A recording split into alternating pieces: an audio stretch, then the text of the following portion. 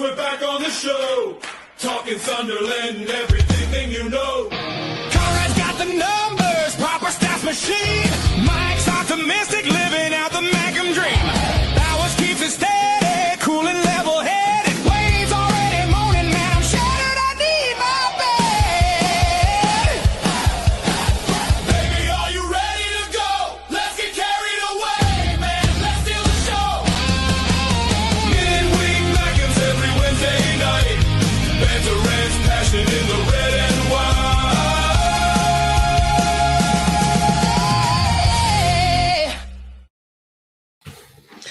Hello, we're back. It's Wednesday. It's Midweek Mackems. How you doing, Conrad? I'm doing all right, mate. But yeah, better this evening than I was over the weekend. But yeah, all good now anyway. The last few hours have bun quite entertaining. Yes, we fully appreciate your shirt this evening. And Wayne, Oh, the I Fools forgot I was wearing this. How you doing, sir? Total coincidence. Yeah, I'm all good, mate. Like Conrad, feeling a bit rough over the weekend, but I'm here with me Dr. Pepper. I was going to go to the shop for a can of 7-Up, but they were sold out for some reason, so I've got exactly what I do with Dr. Pepper. I've got 7-Up as well. I should have had the crate in the background. What's the worst that could happen? Mr. Bowers, how are you doing, sir? Oh, you gotta love it. No, I'm not doing too badly. I'm not doing too badly. The last couple of hours did perk us up a little bit, but yeah, there's also the prospect of oh shit. Now we have the time where Derby coming up, but yeah, hopefully they've used up all their energy and hopefully they're knackered And demoralised, and that's it. And give and up then on every season twat's injured and for life. them. You know, that'd be nice. It'd be nice to have someone who's got a load of injuries that isn't us. Right, before we go into the visitors, because we are visiting the visitors, which sounds weird. Well, let's talk about the Brighton game. I know, yes, we have to before you ask. 16 shots, somehow we managed to their 11. 44% possession. 402 passes, 78% pass accuracy, and 7 corners. I mean, sounds like a decent performance, right? On paper. And no We're just goals. and no goals. So basically, we're going to round this up. So, Conrad, we'll start with you. The lineup, the tactics, the game, the results, the verdict. Go. It was a slight improvement on what we've all been saying is the problem in terms of we're not getting, any attacking sort of joy. But it wasn't anything like clear cut, was it really? Or even the sustained periods of pressure, I never felt like, oh yeah, we're gonna score any minute here. It's coming now. It's going to be our turn soon. It didn't really feel like anything. I don't really remember because I was very ill at the time as well. But I don't really remember testing Verbruggen at all in that game. I don't remember that many sort of bits of skill or someone taking on a man and trying to sort of get in around. I remember we were having like pop shots at one point and then, getting in semi-decent positions, but not. I don't remember Brobby shooting. He might have done, but I don't really remember him having a shot in the game at all. Yes, when I was 10 yards went in row Z. Yeah.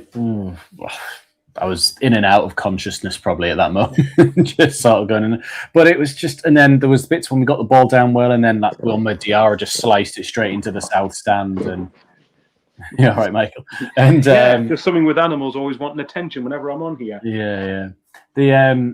It just felt poor again, but at least not for the reasons that, like, say, Fulham did, where it was just, why are we playing like this? Why are we not having a go? It felt like, okay, you've tried to sort of identify something here, but it's just frustrating again. And just a bit like when we actually were probably the most on top is when Brighton scored, and then we just sort of shit the bed and just didn't bother again. So there you go. And any outstanding performances or very terrible performances?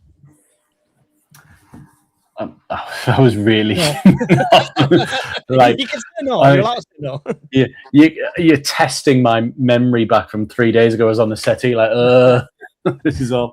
I think I remember seeing Diarra had a terrible game. I think I remember distinctively thinking, God, you're not at it today.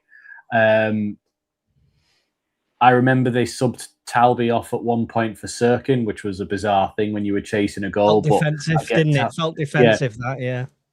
I remember, but I was a bit like, I get it. Talby wasn't contributing a lot, but that doesn't mean you then throw on another defender. But then I suppose when you look at his bench, I suppose your other option was what, Harrison Jones or Alexic probably to come on, and we'd have probably been like, bench, yeah. And then you probably gonna be like, right, okay, just. I think the worrying part was I remember Ballard going off, and I'm not sure we've heard about how that's going to be. Tam's just putting about Tonali. Sorry, I can't read. I thought it said Talby felt his groin. So I thought, that's maybe why he came off for Sirkin. But no, that just baffles me still. Some things in that game just baffled me, including how they scored. I still don't fully understand how they scored. Wayne, how did you see the game? It was a bit of a nout game, to be fair. It was one of them, another typical Sunderland performance. One that was frustrating. Again, getting in some really, really good positions, but final ball again. I don't know what they worked on in training all the week, but the final ball was absolutely shocking again. I thought Chris Rigg had a decent game. I criticised him before the game when I saw the lineup, but I thought he had probably a more standout player, to be fair. But again, like, he's not a right winger, is he? So it's one of them where he's kind of shoehorned into position because he's got the player there. Diarra, dear me, he's certainly making me look stupid, isn't he? Me picking him up when he would come back from AFCON, but he's just needing anywhere. He'll still come good for us long term. I'm standing. And he's still young, and I think we were speaking in the chat before, and might be the system we're playing and what have you. So it could be that, but Michael Proctor. Other than that, well, that's for me. I mean, we might touch on it a little bit later, but for me, something's not right since Volkan's gone, the assistant head coach. It's like the wheels seem to have come off since he's gone. But just in all, the attack and play. I mean, Xhaka beat about 2 or 3 men and got edge of the box, and instead of shooting, he tried to lay it off. I mean, why not have a dig? He's in the perfect place to cut in the bottom corner. I mean, he doesn't shoot. Why? Like, I didn't get it. And defensively, we've got Trehew at left back again. It's like we were just all over the place. Getrauda had another poor game. I thought at right back. And I joke saying Proctor, but it's confidence in shooting. There's just a lack of it.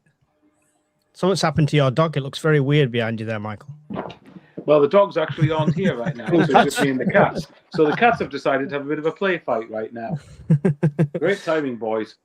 Yeah, there's no confidence in the shooting, Wayne, at all. It's just like, that's it. What's happening on that training ground? Frightened of a shot. They seem to want to be playing like Man City. They want to be all this fancy football and water in, and then just tap the ball in. When you're in a position to shoot, have a shot. Obviously, Lafia was a massive miss on Saturday. We really missed that creative spark and that work rate in the middle as well. So I don't know. It's a frustrating one. Robbie never got him in the game again, like we haven't done all season. It's like might as well not play with centre forward at times. I don't feel he is a lone striker. Do you know how Meander, like last season, would pick it up, turn somebody and run, or Isidore would get on the end of a really good and run through and run past people. He's good at holding it up. But it's like when we had Quinn and Phillips was told never to be more than 10 feet away from Quinn. That's what he needs. He needs somebody next to him because he's holding it up for 3-4 minutes and nothing's there. Well, that's it. But also, when you've got Robbie, you've got to play at his feet, not give him balls in the air when he's up against legs of Van Hecker, who's going to beat him in the air every time. You've got to give the ball to his feet, let him hold on and bring other players into play. But even that, when he's got the ball at his feet, we're not getting the players beyond him to lay it off. It's like... Yeah, frustrating. And your feelings on the game, your thoughts on the game, Michael? I thought the game was in 2 sections. I actually thought until Brighton scored, I didn't think we played too badly, if I'm totally honest. I think Rigg give a good account of himself. I thought he did, yeah. I don't think there was. I think that, and I was kind of like, wait, not in the sense that I was like going, oh, why on earth is Rigg playing? Well, actually, I think we forget he's still 18 years old, and we still forget his body's still probably big enough, really, isn't it? Like, he's still probably bulking out, really. And obviously that is something you can work on going forward. I felt gutted for him when his goal was disallowed. even though it was the right call. It was offside in the build-up to it. So, it's one of those reasons. Oh, Spurs have just scored a scream. Yeah, I've got the Spurs game on in the background for some random reason. Yeah. Yeah, Conrad? Callum Bassey was offside, but they still gave a fucking penalty. Yeah, well, my thoughts. I don't rate the officiating standards in the country. Yeah, so, no. you're not wrong there. Disallow it if you score, but actually, if he's offside but he wins a penalty, it's fine. Oh, Cool. yeah, but I know, Good to know. Good to know that. Really So basically, what we're saying, if Rig had not shot and just gone, it would have been legit. It's fine. Been play on, I would have been all right. I don't know. I think referees often are hesitant to give us big decisions, to be honest.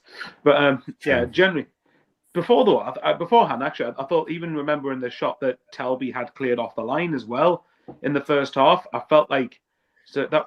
I can't forget. It was one where he's at the right hand side of the 6-yard box. Shoots and then Lewis. It's beating the keeper. Lewis Dunk clears it off the line, bottom right corner, straight into the keeper's hands. Yeah. So exactly. So I thought we matched. Look, it's not a ringing endorsement by any means. I didn't think we were brilliant, but I felt some of the reaction to the defeat, especially before Brighton scored, I thought was a little bit harsh. I felt that Sunderland generally matched Brighton, and we have to remember Brighton are not a shit team. And I keep saying this, that people have got to realise that the Prem is full of good sides, apart from probably Wolves and Burnley. So, there's everyone else is like a muchness of a muchness. You've got your kind of top 6, 7, then probably your bottom 6, and then everyone else is a much of a muchness. Anyone can beat anyone practically. So, and obviously their goal, of course, they had to have a massive element of fortune about it. I wish we'd get something like that. But either way, with a player down in the box holding his head, mind. Let me just add that. I think the referee should have stopped the game. I didn't buy that at all. Diarra, soft as shite. If you watch him, he guns down. He guns to get up, looks at the referee and lies back down again, trying to get a free kick and trying to get the game stopped. You cannot be doing that. You just get up and get on with it. No, I agree with you. I agree with you, but the fact a player is down holding his head, it should have been stopped either way. If you watch him after the goal, 10 seconds later, he's running around. There's not a thing wrong with him. Oh, I know. But Wayne, is that any different to anyone else going down in the Premier League? No, If we're going to have it then why didn't the referee blow here? And another thing I want to mention, how the fuck did Minton not get sent off? Well, he should have been, Should have been two yellows. That for me was but not even for just the first challenge when you're pushing whoever it was pushing Jacker away. But then he does another foul that's for me is a yellow card worthy offence. Oh no, the referee doesn't bother. He completely bottles it and doesn't bother. And look, I'm not going to go on about the refs' fault we're lost, because it's not. Obviously, Sunderland have to have their own accountability. Everyone knows what I think. I think the refs have got to be held to a standard and accountable. But what I would say, to be fair, that made us laugh, Darren. That was very funny. But what I would say, though, I think is I was very disappointed with Sunderland's reaction to Brighton's goal, though. I thought the last half an hour we were really poor, and we didn't look like we're getting back in it. And I find that really quite poor. In the sense, for the ball wasn't in play when he went up. Either way, though, if the player's down, the referee should have an obligation to sort of blow for it, regardless of what the state of it is, in my opinion. But the last half an hour we were poor, and it's quite annoying, really, because it's the phrase "till the end," but it wasn't in display on Saturday. So it's like, well, where's that gone? But I don't know what it is, and I think once they scored, with probably 15 minutes or so ago, you could just tell the way it was sort of going. And fair play to Brighton, they held their own well and contained us really. I mean, didn't have to do pretty much practically anything, but they held us relatively comfortably. I just felt we could have reacted better to after their goal. But I thought up until then, I didn't think we played badly. But I will say, I agree with. I think Diarra had a really poor game. But I'm standing by what I'm saying. Eventually, and you can say, "Oh well, how long you got to wait?" Yes, but if he was a perfect player, he wouldn't be costing 30 million quid. He'd be costing 60. So I think he's the same as all of our other players. I don't know what's going on the training ground. I don't know what's not working. But he came back from AFCON confident, and he played with confidence. His first few games, he was really good coming back from AFCON. Yeah, brilliant. But the confidence just seems to have seeped away. But you know something on your thing on the shooting thing. Like Jacker obviously had 2 good chances in the first half to have a shot, and one of them I agree. I can't remember. I think it was the first occasion when he passed to, might have been Siddiqui. I can't remember who it was. Sorry, Talby on the left. Talby on the left. No, it was left. someone on the right hand side he passed to. That one. Right, yeah. Yeah, one of them I can understand. The one that annoyed me most was in the second half, actually, where right after our goal was disallowed, the Chris Rigg goal was disallowed, when we pressed Brighton really well, actually, and found the ball on the edge of their penalty box. And if Diarra has a shot where he plays through Siddiqui, we've instantaneously got a much better chance of scoring. And stuff like that gets on my nerves every time. It really does. Like stop thinking about. I know you might have wanted to try and make sure to put in the headline maker or whatever it is, but it just annoys us. Like, just put the team first. Like, put through. If a player's got a much better chance of scoring right next to you, and he's not, unless he was offside. I don't know. I don't know what I'm saying. But yeah, for me, I think we've got to get the balance right between shooting and not shooting outside the box. I'm someone personally who, when we shoot outside the box, I get more frustrated. Because when I say shoot outside the box, I want it to be on bloody target. I don't want it to be going like full max power style going into the row Z of the Stadium of Light. So, but I don't know. Like, long story short, I felt we played well until they scored. Well enough, and then afterwards I thought we were really honking for the last half an hour. Yeah, that's a shame because I think Rig really did deserve that goal. He did. Yeah, I agree. It was a right call, but for me, like we had questions the last probably half dozen games. Substitutions, shite. I know we didn't have much on the bench, but why are you putting Dennis Certain on the left wing when you need a goal? And Isidore sat on the bench, doesn't even get on. And I know he's struggling, and I know that he's not in form at the minute, but you've still got to put him on. He's a forward. He could play on the left. We've seen him play on the left. Mayenda could play on the right. The best thing about Isidore and Mayenda on the bench, they could play all across that midfield technically and up front. They'd said, I think Isidore had been ill throughout the week. So it was one of them. It was like, I think they put him on the bench thinking, just in case. But we did get to just in case, unfortunately, and they still didn't think, let's put him on. You can't put him on the bench if you're not well enough to play, really. Exactly. If he's not fit, he shouldn't be on the bench. You've got Abdullah Hay, who was on the bench the cup game. Why doesn't he get a go? Yeah, exactly. Just give him a go. The young lads scoring goals for the under-21s. Why not give them a chance? If you think so mathematically safe, why not give these young lads a go? We could have put Jones, or even that Jones on, says SJ3000. Can I really make a messed point? up my commentaries. I thought Elborg made two fantastic saves in the first half. There was one that was like point blank with his foot, and then there's one that he tipped around the post as well. And I thought one he was diving the wrong way, wasn't he? And he almost extra stretched his foot out. Yeah, exactly. I don't blame him for the goal because there is a player that at the last second moves out the way. He should probably be on his post, really, but I think that Van Hecker just suddenly moves, and it's already here by the time he sort of sees it's going past, and it's not offside because Xhaka's chasing down and just off the pitch, and he miskicks it as well. Exactly. You sort of play. And how old is he? He's like 18, 19, isn't he? He's a very young keeper that we've just sort of thrown. I think he's still younger than the Roofs anyway, at least. And I don't think he's put a foot wrong at all, to be fair. I don't either. Some of his passing and his distribution is not at Roofs' level, but we're nitpicking there, really. Early on at least, I thought he looked a bit off, but once he got into the rhythm of the game, I thought generally he's been pretty good. He made two good saves from free kicks from them as well, and after that came out and claimed absolutely everything at Ellen Road. So it was a bit like, he's fine. I can't blame him too much for the Port Vale goal because I'm a bit like, the only thing he could have done there was probably be taller. Like that's literally, it's not your fault for that one. And in fairness, he did that unbelievable save and quick thinking when 09 fired that one back at him. Yeah. So someone just put their elbows about 4 years younger. So he's a young lad, and I think there's a lot of criticism of him that's really harsh. I think everyone just goes, well, this is Roofs. Why is he not playing like this? And it's not the same lad. He's very young compared to him. It'd be like if we threw Patterson in and went, well, his kicking's no good. And it's like, well, we knew that. Anyway, at that point, give him time. He's making some great saves. And it was a shame the way it went in because everyone looks at him and goes, oh, you near post goalie. It's like Roofs has let about 4 or 5 in it is near post this season, but we've never called him out on it. We've just sort of gone, actually, he saved us at everything else. Just happens. Exactly.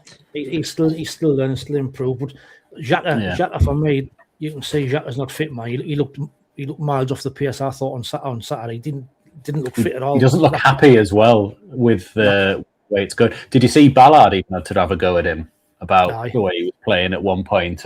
But I don't know if that was again because you say he's not 100% fit or something. He got almost kicked off with their play as well, didn't he? He was up in their face, everything. That's the one thing that I thought was good, that when Minter had that go at 09 or Rig, one of them had a go at someone and no one said anything. And then the next shot was Xhaka in his face sort of going. And I was like, that's the attitude. That's what we need. earlier on in the season, if someone had done something to someone, players would have been in and over and also it's a bit like we've lost that little bit about us that's just like get in their face. Like bring back some of that Sunday League spirit. Yeah.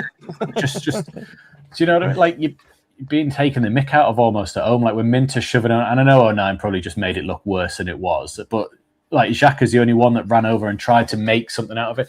If at Ellen Road, when that handball happened, if none of the players, Xhaka mainly, had gone fucking mental chasing the referee, I don't think they'd have looked.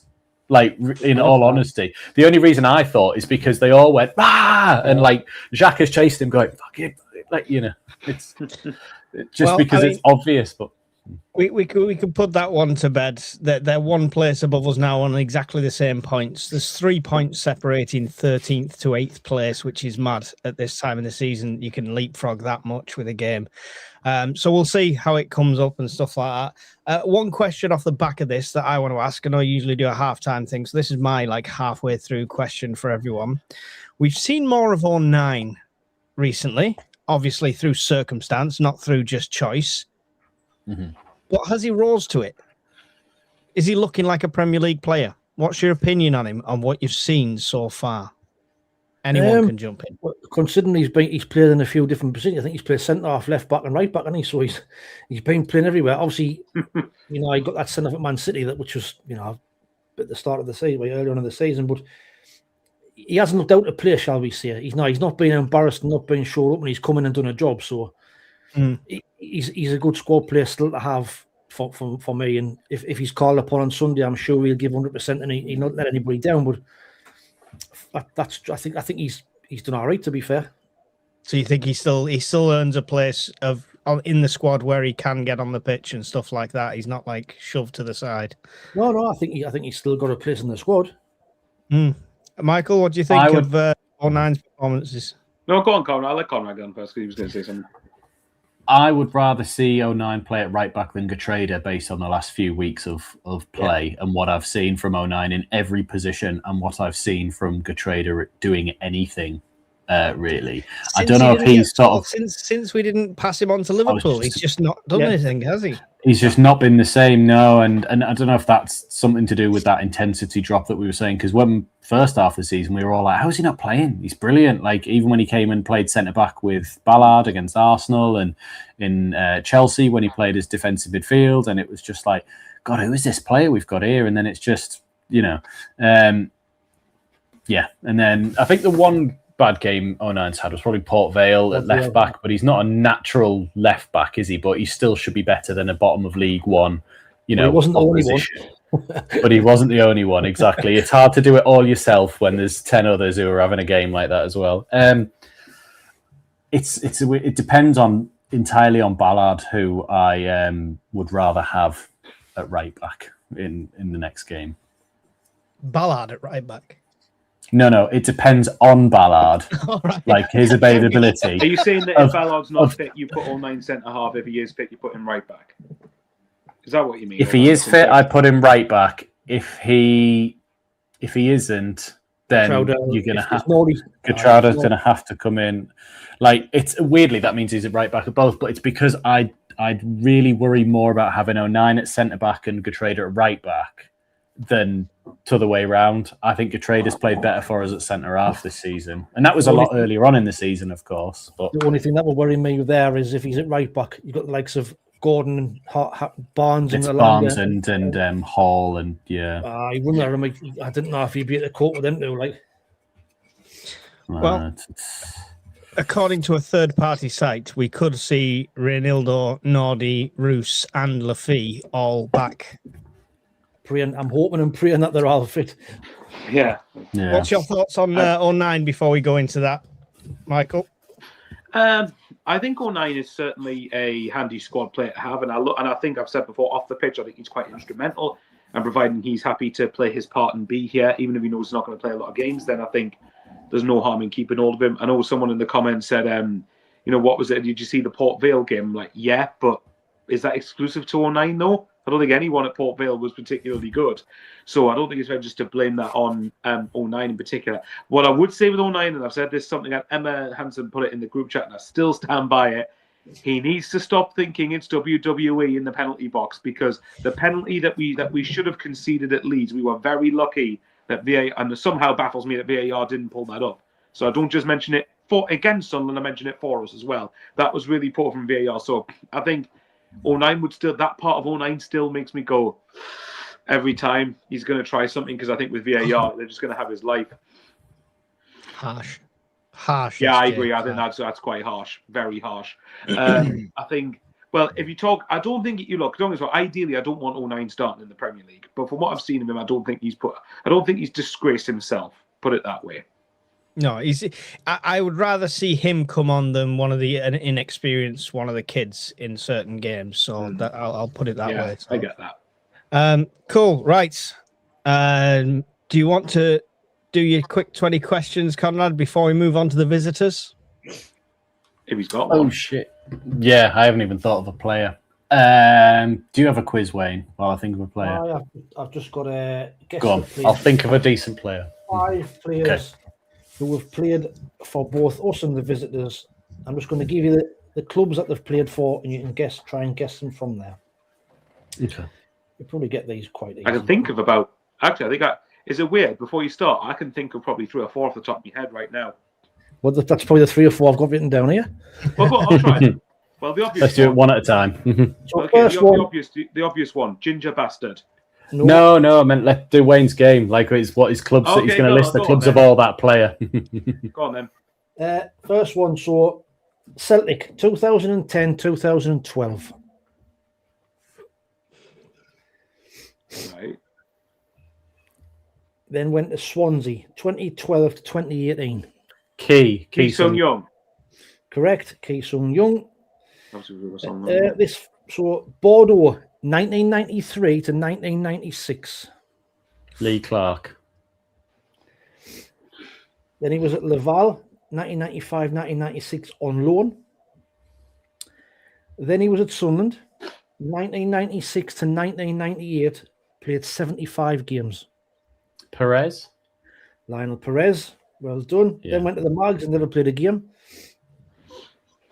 Shouldn't count then, really. Next one, the Visitors, 2000 to 2006. Lee. Michael Chopra. Oh, well done, Michael Bowers. Michael There you Chopra. go. Yeah. This is a one blast from the past, 1981 to 1986, Sunderland.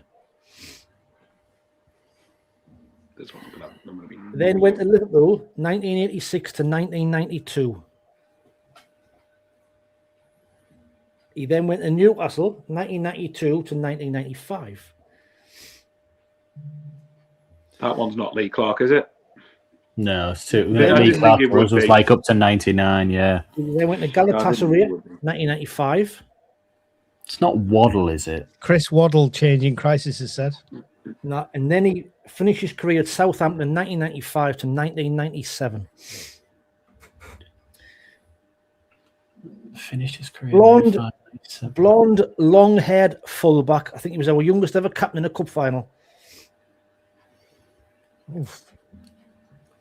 Before my time.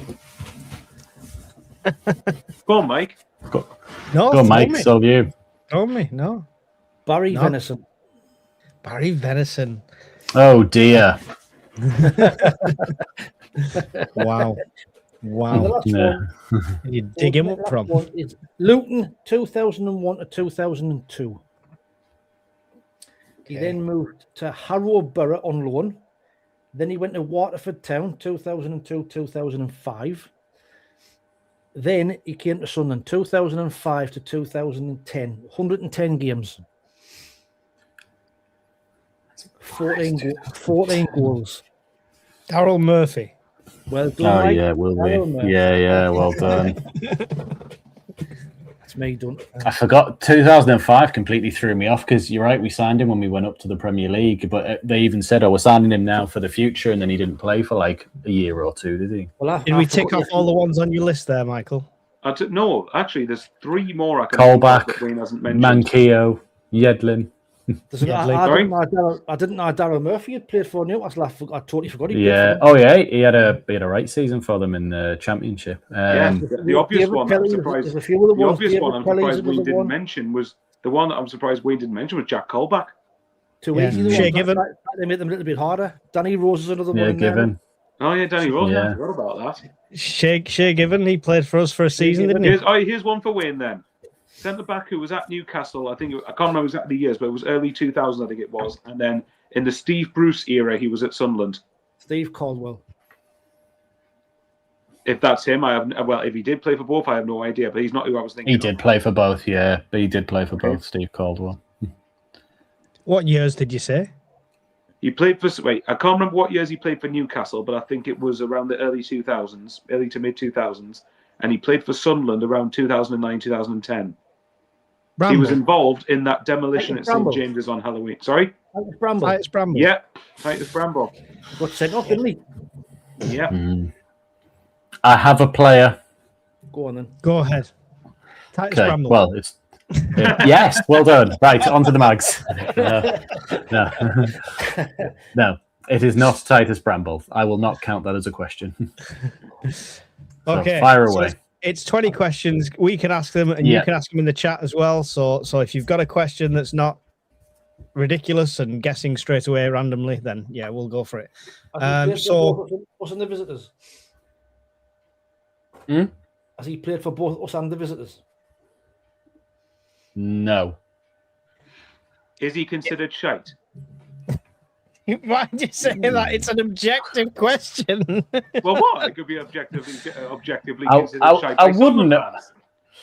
Well, that's a different question. So are you asking objectively or by Sunderland Right. fans? Do Sunderland fans consider him shite? That's more what I meant.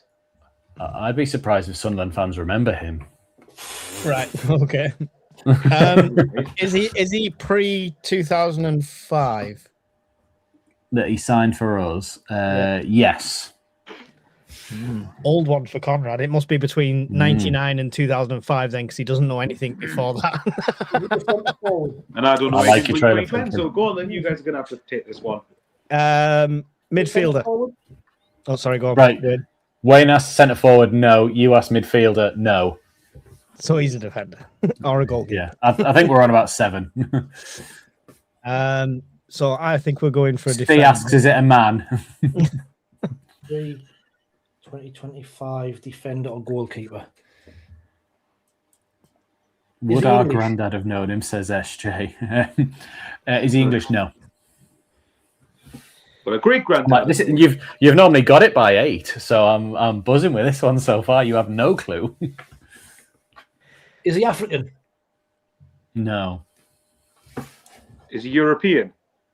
Yes. Stan Varga. Halfway through. No, because that was the first ever one I did, if you'll remember rightly. Sure. 11. Stefan Schwartz. No.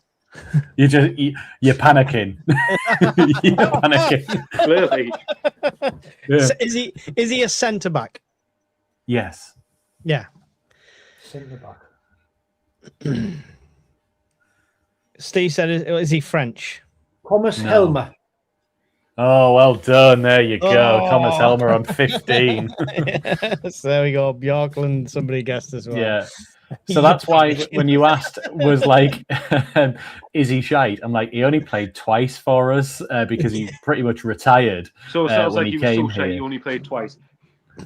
He came when he was like a bit like sort of Steve Bold, I think, that sort of model where he came to sort of literally play the last of his days, did 2 games, went, nah, I've had enough of this. Like, but Hey, yeah, he sounds like- played 190 games for Dortmund and 191 games for Bayern Munich. So I couldn't objectively say he's shite, but for us, probably.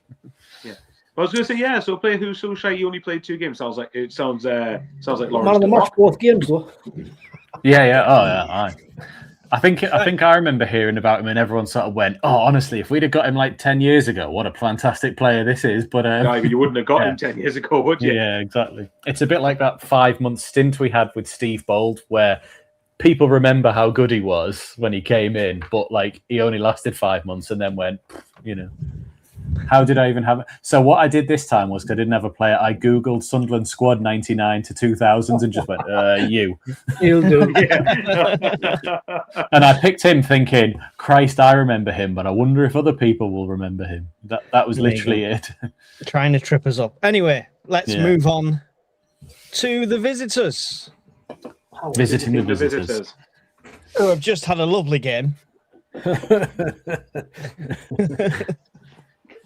I'm keeping this. I'm going to frame this. Hope this doesn't I would play have anything been- else on Sunday. I would have been confident going into this game 2 or 3 weeks ago. I have no idea how I feel now going into it. I thought last week, this game just gone was going to be the bounce back after a Port Vale shocker. So where's everyone's heads at confidence-wise? I want to know where your head's at confidence-wise, Wayne.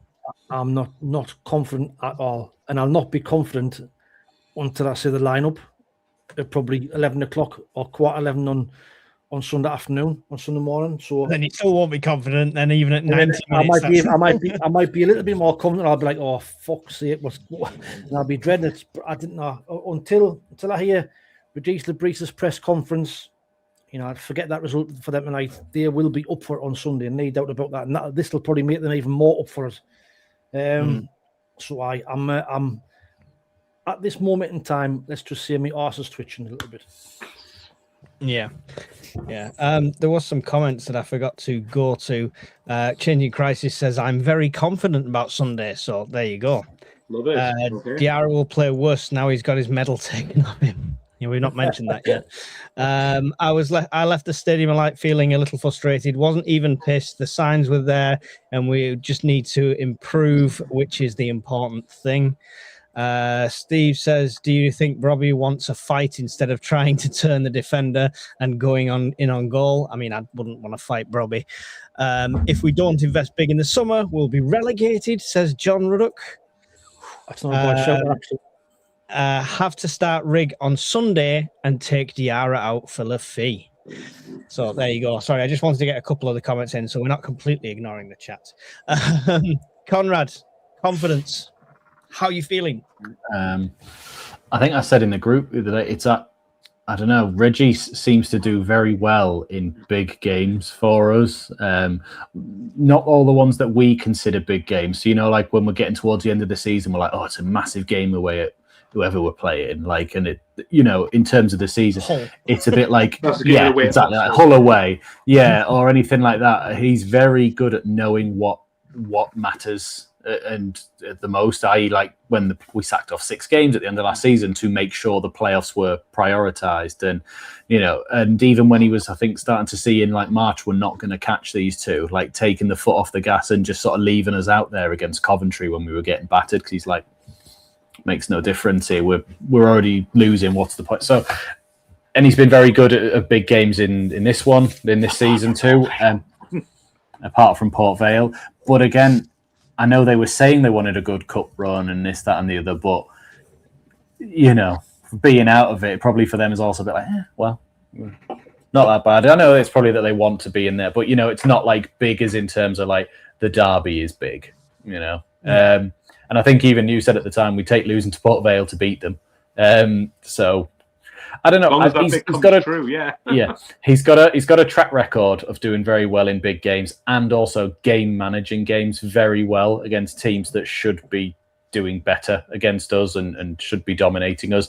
I think that's what we found hard in the first game against Newcastle, because they came and offered absolutely nothing, which we probably found really difficult because, as we've clearly seen, we don't do well when we're on top of teams as much as the other way around. I hope we turn up. I kind of hoped, I think we said before we came online, like to Michael, that we kind of hoped this resultless tonight for Barca and Newcastle was more in extra time. It had taken the more energy out of it, or, you know, even if they'd have gone through, but they'd have had to put their heart and soul into getting it so that they had, you know, not as much to give on Sunday. I think we'd seen that happen several seasons ago when they played a UEFA Cup game and then played us on the Sunday. They just didn't have the energy for it. Whereas now they'll be sitting there now going, we've got to win this game, like, because of how much tanked we got by Barcelona. If they'd have lost 3-2, they'd have probably been like, oh, we did really well, take that spirit in. But now they're like, we've got to show up. It's going to be, difficult if we don't.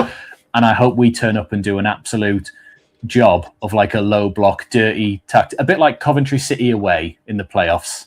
That's what I'm sort of hoping, that we just This is where Radice plays his wild card, and it's like the starting lineup is Brobby, Mayenda, and Isidore. and we've just been putting out false stories that Isidore's miserable for months, just so that he's actually like coming out and doing like a comedy routine. I think I said in the group earlier on, I could see us nicking it or a 1-1. But weirdly, on the other side of it, because we're kind of an unknown quantity at the moment, and we obviously have to know what Newcastle will do, I could see us winning it by a few randomly. I don't know why. It probably, just blind faith in there. But when you just like, well, win. Mike too much pre-stream, like when it'll be like in my head, I'm going, it's either going to be 1-1, 1-0. Or 5-0 Sunderland. Like, there's no middle ground in it. It's gonna be like, but where's this talk coming from? I don't know. It's when you just have that feeling, and it's just like, I like it. Where's this coming from? Yeah, but all the Sunderland players, I think, with Barcelona tops under the tops, just put a Barcelona top on the Yeah, they'll know as well. I've got one they can borrow. They'll know that Newcastle will want to come out and get a good go at them, but Newcastle will also know that we want them to attack us in a weird way, and we want them to sort of come out, and then that's where our players and our system is probably set up better. So they'll have to try and figure that out, unless they do just get early goals. But I haven't really answered in either way. I've just gone on with an essay and not really committed to anything. If anyone got any ins into the club, they need to come out in like Barcelona warm-up shirts or something like that. Yeah. That would be the best. But then DJ Dave just put a comment on, do you think all the pressure's on them on Sunday? Yeah, would have dreamed of Di Canio performance. Exactly that. That was the one where I think they just played the UEFA Cup. We'd lost however many games in a row. Including the game before, which Di Canio was in charge of, we'd lost. So we went in with like a terrible run of form, and yet turned in one of the best performances I'd seen all season. It could be similar here, where they've done that. They've used all their energy, tried to get through these two games. They also had Chelsea on the weekend, which was a great result for them, but then that's been sort of zapped away by conceding 7. Chelsea away, I think.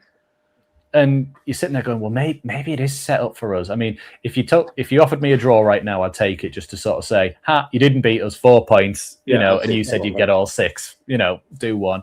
But there's something right in the back of my mind that really thinks we can win and wants to, just because of like how much money they've spent.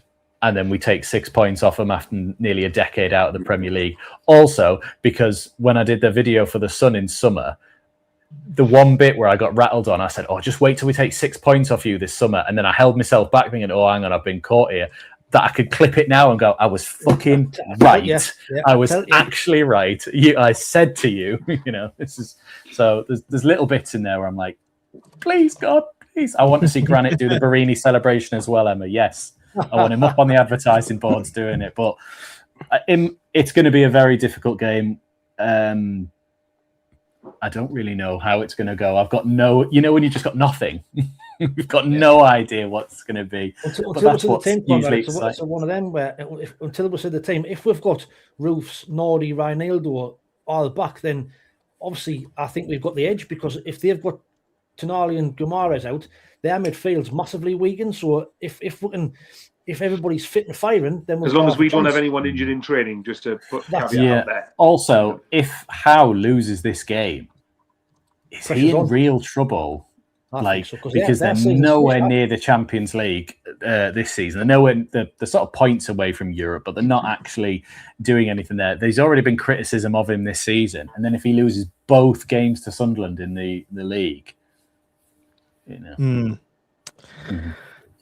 Michael Bowers, what's your confidence going into this one? To answer Conrad's question, I think it's fickle for Howe to be under... Well, I say under pressure, that's a bit harsh.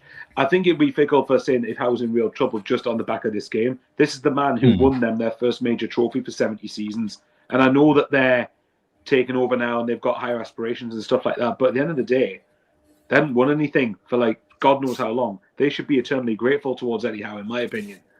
I think Eddie Howe probably would go if I don't know. Well, hope obviously this is a question for them next week because it means they've lost to us. But for me, I think he would be at real risk of going if they don't get any form of Europe this season. I think if they don't get Europe, then I think he probably goes in the summer. But anyway, on to this game. Your confidence. There's so many variables at play here. We don't know what the lineup's going to be. We don't know how Newcastle are going to react to losing. Search your heart, search your soul, your gut feeling. What's your confidence? Okay, my heart says, if there's a football god up there, can you please make Newcastle beat on Sunday and let us do the double over them so we can say easy 6 points and all that crap. To be fair, though, my defense mechanism's already there. Even if the worst happens and they beat us, please fucking no. But say if it does, say very worst case scenario, I'm just going to touch the wooden table here. But if they do beat one, then I can just go, well, you said easy 6 points at the start of the season. Last time I checked, 3 wasn't 6, unless your maths is wrong. So, it's still like we've beaten them once at least already this season. But of course, I'd love to go there and get the win and get the double over them. I think we don't like I think Wayne said earlier. I think so a lot of it psychologically. I think depends on Newcastle. I see what you mean. Yeah, fair play, Emma. Yeah, well, let's hope for Jack that we do end up getting a good result of the weekend. But I don't know. It depends how Newcastle react to getting tanked. It depends because what Conrad said, I think what both Conrad and Wynn said, yeah, because they've got time, they might think, right, we really need to win this game. But oddly, to flip it, that could work the other way. They could be so desperate to win it that they're then playing the occasion, if that makes sense. Yes, to some degree you have to play the occasion, but if you play the occasion so much, they could be, and let's not forget, if Newcastle are going to come out at us in the first opening 20 minutes, say 15, 20, 25 minutes of the game, then their energy could be gone by the second half. It could be absolutely something else. So I think, weirdly, in a way, I think the longer we're in the game, and by that I mean if we have to be losing by 1 goal, but ideally at least drawing with, let's say, half an hour to go, I think then that could really start to play into it a bit. So, yeah. I don't know. The crowd's going to be up for it. We know that. The players are going to be absolutely up for it. And I think Sunderland would be naive not to expect that and not to expect that sort of... but Lebris, to be fair to him, and the players have had a knack of this season of delivering when backs have been against the wall more times than not. So part of the question why we were talking earlier about why did Robbie get taken off or why did Ballard get taken off, I have a feeling, and time will tell if this is the right call or not, but I get the impression it was with one eye on this game. That's what I think. I don't agree with it necessarily. I think you should be trying to play the game that's in front of you. But the flip side is if Robbie had played the whole game, Ballard played the whole game, but then got injured or made their injuries worse, and then both would definitely be out for this fixture, then it's one of them. But I don't know. If I was offered if you offered a draw now, I would take it. I think a draw there is a good result, regardless of the state of what's there. But if Tonali's out, with Bruno Guimaraes out as well, then as long as we've got Xhaka, and even if Diarra plays, but say if you've particularly got Xhaka and Siddiqui over playing, then you think we've got, if that midfield battle's there to be won, and that could go some way to dictating it. But obviously Newcastle have got really good players. I mean, I think he's a prick, but I like Anthony Gordon's a good player. Harvey Barnes is a good player. Anthony Elanga, I know he's not done great for them this season, but I like him. I think just scored 2 tonight. Sorry? He just scored 2 tonight. Yeah, he did. He's not a bad player. This is what I mean. There's quality within Newcastle's squad in abundance, but with the money they've spent, so there should be. So I don't know. But like Wayne also said, I think a lot of it for me depends on the lineup. If we're going to see Jensen and Harrison Jones playing, then I'm going to be like, bye-bye, this is going to be a bloodbath. But, like, no disrespect to them, but if we're going to have the likes of Ballard and Mukiele, Reynildo, Lefebvre, Robbie, Roofs, if all of them are going to be fit, and I'd suspect they probably all won't be, but if, say, at least 4 of them are fit, then you go, well, okay, then you can maybe do something, but I don't know. So to answer your question, Mike, in terms of confidence, I'm okay at the minute. I think we can certainly go there and get something. I struggle to see us winning, if I'm honest, but I could see us maybe going there and getting a point, maybe. But then you never know. At a derby, anything can happen, can't it? You know, Yeah. anything can Leeds- go out of the window when the players cross the right line and the game kicks off. A Leeds type performance incoming. Shit house our way to 1-0. Hey, That's I mean, fine, if you get that's this fine. right now, then A absolutely, Voltemade yeah. defensive header guided Yeah. in by the hand of Jack Shields. That'll be the goal. Do you know what'd be Can I funny? ask- If it's like level until the 90th minute, and then Luke O'Nien kisses someone and then scores. Class. The players that we know are definitely injured, so not your Ballards at this moment. Well, Angulu's definitely out. We know that. Yeah. Who would you say is the most important one that we would need back for this game? Are you talking the ones So that are I- touch and go for this game? Yeah, probably. Yeah. Naughty. Nordy, I'd probably. I was say. going. know- I Yeah, know- no, I I'd- was going to say Oh, too I- because of this. Hey, let's hope we're playing that next weekend. That's the only reason I need that as a sticker for the car. That's awesome. Yeah. I would wager and say Ballard, because I think because Eddie Howe's got this thing about playing Voltemade in the midfield for some reason. So I think if you're gonna, He hasn't if been they're playing gonna him play at all effectively- lately. Sorry, He hasn't been playing him at all lately. it's weird that because I really rate Voltemade actually. They've Not been just for the playing, header he scored for, not for the header he scored for us, but I mean like generally when I've watched him, I've been quite impressed personally. They've been playing Asula up top or Gordon as a false 9, and Barnes still But goes out. this is on what I the was going to left say. If with they're going to Paul. go the false 9 system, then hopefully I would think the likes of Ballard would be massive for that scenario, to be honest. But so I would personally go Ballard. But you know, I think it looks like apparently that Lefay and Reynildo I read look reasonably likely for this fixture. Ballard and Nordy are touch and go. And then I mean, the other question is that them coming in from injury, do we want them to start straight away? Well, that's what it might be. It might be a case we start off with that lineup like we had saw on Saturday, and then the big guns might be on the bench to come on if it is gone pear-shaped. So it's two scenarios really. I'm sure I read somewhere, and it might have been someone making it up, but I'm sure I read somewhere that they said Nordy could probably play, but if he does, we'll lose him for longer. You know, it's like he's not 100%. So if we play him, he is going to do something again, and then we'll be out for an extended period. Now, how many games are left? 8 games after this this season, game, probably 7. like that. 8 After this including game. this one, 8. Yeah. Put him in. We're on 40 points though, aren't we? Like even if Yeah, 40 points, exactly. Even if 40 points isn't going to be enough, what are we going to need? Yeah. 2-3 more points. Like Yeah, you know. we need his energy. We need his sort of ability as well. I think he's been a massive miss, as well as when Xhaka was out. His sort of presence as well has been an absolute miss for us there. So Ban Dallard has just put in, it was the Echo that said something about Nordy, you know, that if he plays, that he's going to be out for Phil longer. Smith did mention it, to be fair. I'm willing for that risk in this game. Like you say, we're on 40 points. You know, out of all the games we've got left, this is the one that matters the most out of all of them, really, for the fans anyway. 100%. Yeah, absolutely. Like if I think we said before, and I don't know if like this is true of everyone, but I would take probably winning this game and not winning another this season. As long as we drew a fair few, I wouldn't want to lose. That's why I said it that way, not lose 7. Okay. But like, you know, I mean, if I would take winning this game and then we don't win again for the rest of this.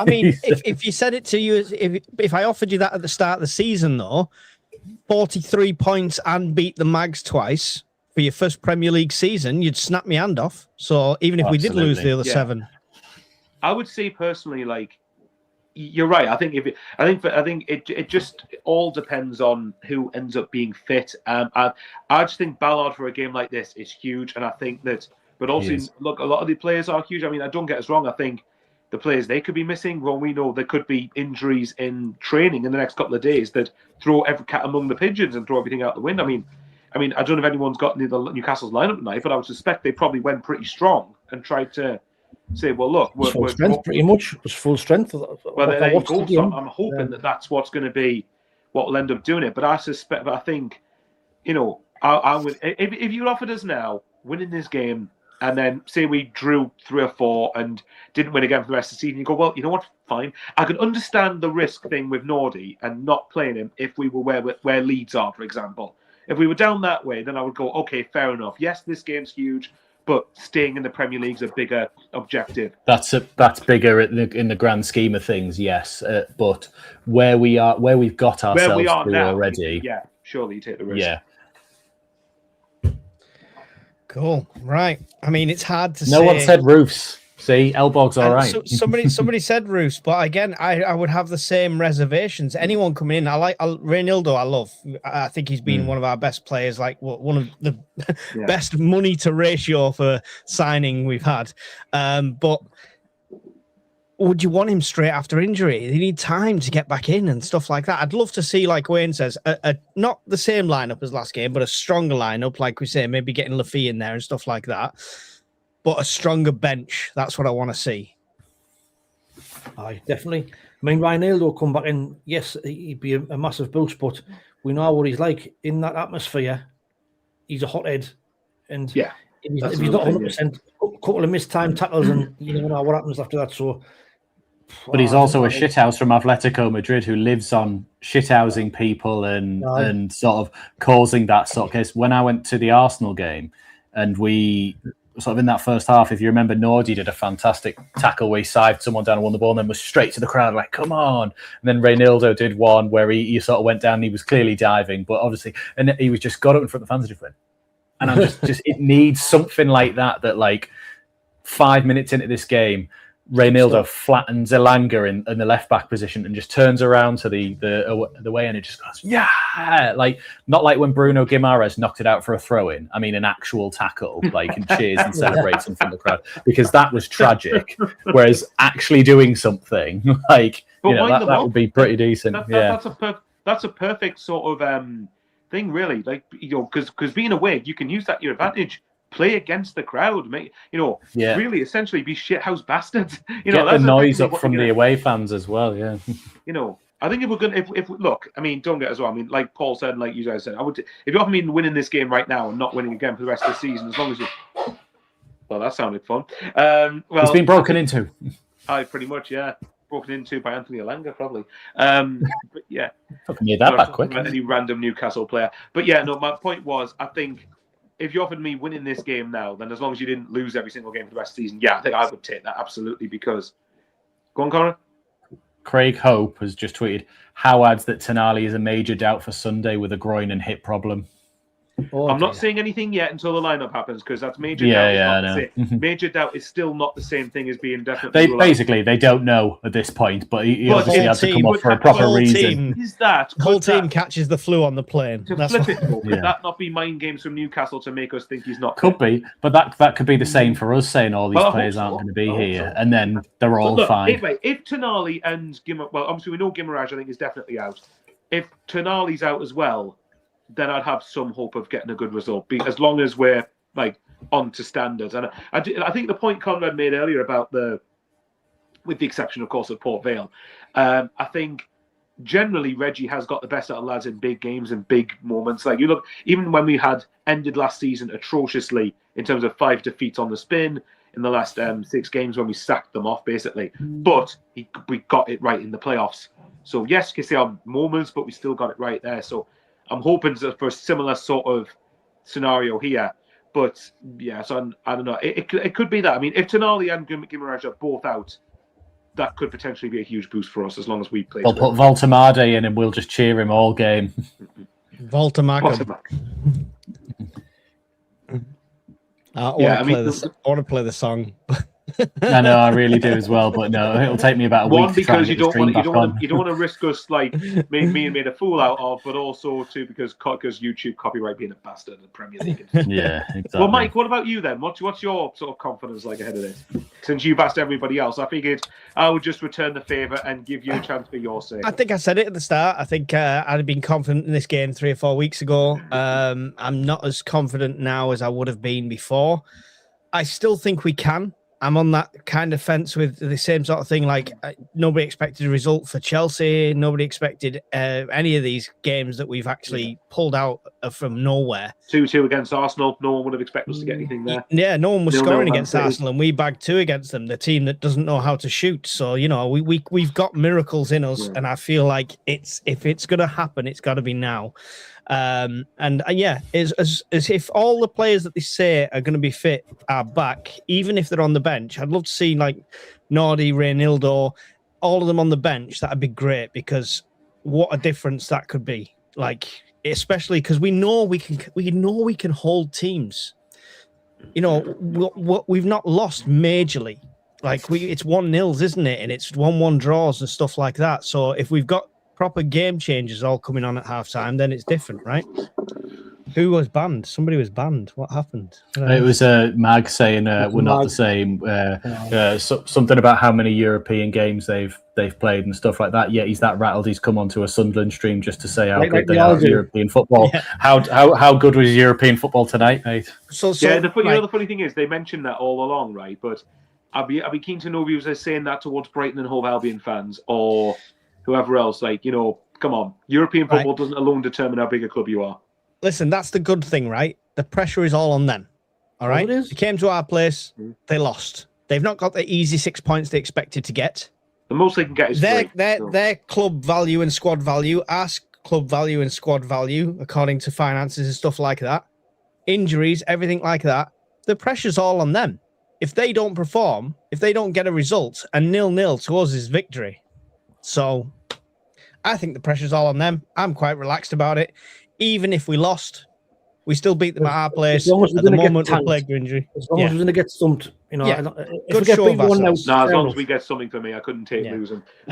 Right, let's we hit the hour mark, so let's get Wayne to bed. Let's get your predictions in. I know nobody wants to do this. Nobody wants to do this for this game. So, chat, get your predictions in now. Conrad, you first. I'm going heart over head for this one. I think we win 1-0. Okay, so not the massive drumming you said we've got potentially in us. I said it was one or the other, so I'm going with the more my side of the brain more than your side of the brain. 8-0. No. When Brett put 2-0 the Mags. What are you doing, Brett? I think it's going to be a really difficult game, but like you said, the pressure is all on them. As long as we're going to get beat, if we can take a point off them, I'll be more than happy. So I'm going to go for 1-1. I'm going to go for a 1-1. I'll be more than happy with a 1-1. Okay, fair enough. Michael Bowers? Despite everything I've said, I don't want to see us winning, but I could see us going there and getting something. So I think I'll go Newcastle 1, Sunderland 1. And if you offered me that now, if you offered me a point of any description, I would take it. Go on then, Mike. It's down to me, isn't it? It's down to me again. Prediction ever. Go on then. I'm the only one here that's making people think, oh, some of them lads are positive. The rest are all miserable gits, you know. I said we'd win. Conrad said we'd win, yeah? 3-0. The groupie gits, apparently. 3-0 to Sunderland. That's the score. Could you imagine it would be typical us to be like one penalty, one own goal, and one from open play. It would be mental that like we were like, oh, we don't even shoot, we don't even do this, and then they actually turn up and like blitz them, and like Ramsdale has to make like 9 saves, but we still score like 3 or 4. It would just be like the most. How have we done that? And then lose the next week by having no shots in the entire thing. What the Marta hat-trick? Yeah. Own goal hat-trick, please, right. Please. If Voltamade scores for us, Wayne, me and Conrad want a full version of the song. Yeah. Without the match commentary at the start, just the full version of the song. Yeah. And we can play it. I need it in my YouTube playlist every day. Right, let's get the chat scores and then we can go and turn in for the evening. A draw is 4 points off them, says Mr. Bob Jingles. So Paul Armstrong has gone Newcastle 1, Sunderland 2. Yorkshire Mackem has gone 1-1. Brett has gone 2-0 to the Mags, unfortunately. That's a lifetime ban from him. No, okay. 3-1. We always win 3-1, says Emma. I'm struggling to think of when we've ever beaten 3-1. Paul Spector has gone 1-0, Walter Mackem. Dirty 1-0 win has gone Changing Crisis. Midnight Social's gone 1-1. Visitors 0, Sunderland 1, says Tony Huntington. Anthony Who's Taylor. the ref Sunday? Don't know. Anthony Taylor, isn't it? Anthony Taylor. Oh, there you go. I'll go for a 2-2 draw, says Brian Greener. 1-0 to VAR, says Darren Elliott. We know that's going to be right either way. Home team 0, Sunderland 1. I like all these different visitors 1, SAFC 2. We took this visitors thing really to heart, haven't we? 1-0 SAFC, says Steve. Michael E. Jordan says 1-0 to the boys. Dirty 0-0, says John Swinney. 2-0 to Sunderland, says Jenny Armstrong. Sean Tomo's gone 2-1, the lads. We've got more predictions this week than we've ever had before. I think that's it. And Saudi 0, Sunderland 1 has gone John Parr. There we go. Right, can I just say, if there's a football god up there, please let us be happy next week. Please. I'm not as nervous for this game as I was for the home one because I hate getting beat at home. So if I lose here, I can at least get past it quicker. But, I really, really want to get something. Yeah, as long as that's 2-2, it's fine. As long as that would be an awesome live commentary to do, by the way. We've got it in us. We've got it in us. Look at the Bournemouth game. We've got games like this in us. We know we've got it in us. It can be done. Bournemouth and Leeds are good examples of how we need to play. Yeah. If you play like you did against Bournemouth, that's the best example of it, where we sat back when we had to, but we didn't just sit back and barely offer anything go forward. We had good chances that game as well. So I think that's the... And Bournemouth and Newcastle, probably in terms of level of quality, probably isn't that much difference, I wouldn't think. Because they're both probably... In terms of on paper, both for me are top half sides. Certainly, Newcastle certainly should be. But Bournemouth are a pretty good side as well. So I mean, it is. I love it. I'd like to. Can you imagine? I like to hope the players. If that's the score, John, I'm going to buy you a shirt, a Sunderland shirt. If that's the score, let's hope so. All I'll say is, I'm hoping that the players, maybe after Port Vale, might think this is the best way to start to repay the fans again, and. This is the best way. Get a good result here and then see what happens. Yes, Hopefully they do. Couldn't agree more. Wayne, what's coming up on Only Fools and SAFC this week? I've got the match review, a match preview will be coming out tomorrow morning. Apart from that, not a great deal. I might do, probably there'll be a live reaction stream after the match on Sunday, straight after to get people's thoughts.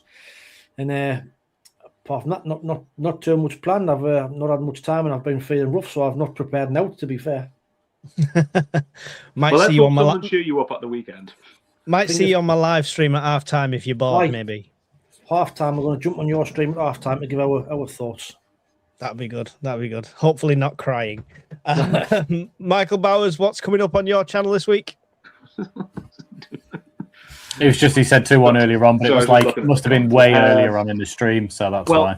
Hopefully on the channel, what's going to come up is a very happy match review. Come around 2:00. We shall see, and then maybe try and get some live streams done during the couple of weeks break we've got after this. Should be 2, but thanks Sunderland for losing to Port Vale again. But yes. Thanks very much to the lads for having us on. Love these all to bits, and it's great. And hopefully, like I said, next week we're going to have a very happy Midweek Mackems live stream and talk about hopefully a nice, good result at St. James's Park. But thanks very much for having us on, lads. Much appreciated. Awesome. Party poppers and everything next week. That's what's on the agenda. Conrad, what's on Black Cats TV this week? A bit like Wayne, I hadn't really planned much this week, so I've just been a write-off, but there will be a preview probably on Friday at some point. You're doing a live commentary as well on the Sunday with it.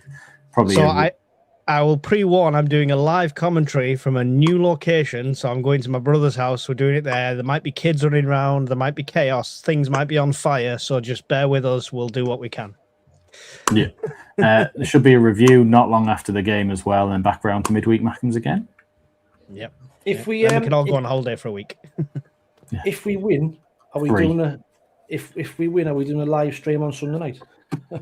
Ooh, do you know what? You joke. Okay, I'll tell you what then. Do you want to do it? Why not? If we win, we'll do one. Oh, you can't. I could run it. I can, but it'd have to end at 8 p.m. So if you want to do an early one, I could. That's fine. I usually do another live stream at 8 p.m. anyway. We're doing the green room thing while people are still here again. Yeah. Is that just Wayne saying that he really wants to milk it in if we do win? Well, of course. Yeah, make them all. We'll definitely organise something. Watch this space for that one. Don't forget, whichever channel you're watching on, Only Fools at SAFC, Michael Bowers 541 or Black Cats TV, make sure you've liked the stream, make sure you've hit subscribe, share the content out there. Don't forget to check us out on Spotify and everywhere else you find your podcasts, or where Wayne's got it to this week. And also come and speak to us on the Discord. Loads of things for you to do. So there's your homework. Go around to all the channels. Can run on Spice Mate. I've spotted Gridden's comments. I do think he's about 20 minutes behind. At one point he went venison, and then we put Titus Bramble, and it was like, what? We're not even doing that anymore. But He's not live. Yeah. Right. Thank you, everyone, for joining us. Hopefully a great result coming this weekend, and we will see you after that game. Goodbye. Midweek Mackems, we're back on the show. Talking Sunderland and everything you know. Conrad's got the numbers, proper stats machine. Mike's optimistic, living out the Mackem dream. Bowers keeps it steady.